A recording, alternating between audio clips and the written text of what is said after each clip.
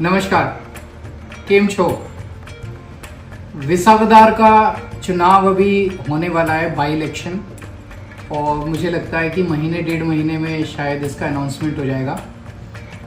विसावदार से गोपाल इटालिया भाई को નમસ્કાર મિત્રો, આમ આદમી પાર્ટીના સૌથી મોટા નેતા અરવિંદ કેજરીવાલે વિસાવદરની પેટા ચૂંટણી માટે જ્યારે ગોપાલ ઇટાલિયાનું નામ જાહેર કર્યું ત્યારે આમ આદમી પાર્ટીના રાષ્ટ્રીય સંયોજક અરવિંદ કેજરીવાલે એક વિડીયો મારફતે એક મહત્વપૂર્ણ જાહેરાત કરતા જણાવ્યું કે આવનારી વિસાવદરની પેટા ચૂંટણીમાં આમ આદમી પાર્ટી તરફથી આમ આદમી પાર્ટીના national joint secretary Gopal Italia ચૂંટણી લડશે।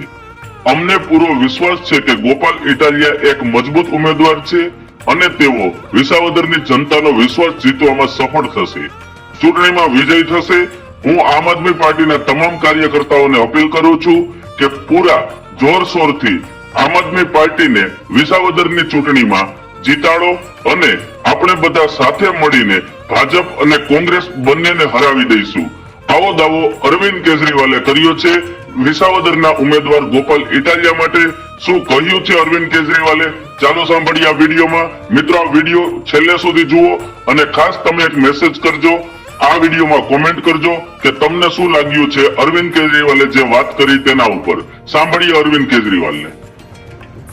नमस्कार, केम छो। विसावदार का चुनाव अभी होने वाला है, बाई इलेक्शन, और मुझे लगता है कि महीने डेढ़ महीने में शायद इसका अनाउंसमेंट हो जाएगा।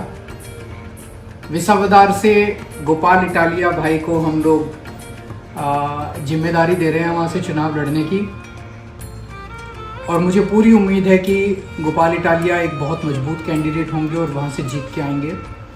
मेरी पार्टी के सभी कार्यकर्ताओं से, पूरे गुजरात के सभी कार्यकर्ताओं से, सभी लीडर्स से अपील है कि आप पूरा दम के साथ काम कीजिए इस विधानसभा के चुनाव के लिए, और हम सब लोग मिलके ज़रूर बीजेपी और कांग्रेस दोनों को हराएंगे। દોસ્તો, સૌથી પહેલાં તો હું ગુજરાતના તમામ લોકો અને વિસાવદરના ખેડૂતોનો આભાર માનીશ કે ઘણા લાંબા સમયથી એમની લાગણી હતી કે ગોપાલભાઈ ઇટાલિયા વિસાવદરથી ચૂંટણી લડે।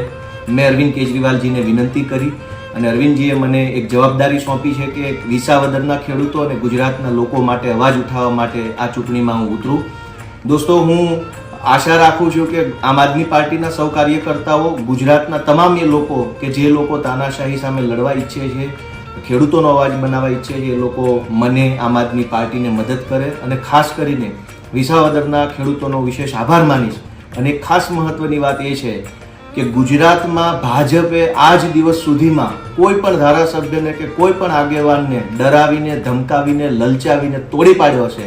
પણ આ વખતે મારી ચેલેન્જ છે કે ભાજપની અંદર તાકાત હોય એટલી તાકાત લગાવી લે, પણ ગુજરાતના ખેડૂતોનો અવાજ, ગુજરાતના વિસાવદરના ખેડૂતોનો અવાજને નહીં ઝુકાવી શકે અને ગોપાલ ઇટાલિયાને ભાજપ ક્યારેય ડરાવી કે તોડી નહીં શકે। જય કિસાન। મિત્રો, આ વિડીયો પૂરેપૂરો જોયા પછી આ વિડીયોને દરેક લોકોને ખાસ શેર કરો। આ ચેનલને જો તમે સબસ્ક્રાઇબ ના કરી હોય તો સબસ્ક્રાઇબ કરો અને આવા વિડીયો જોવા માટે દરેક લોકોને શેર કરતા રહો।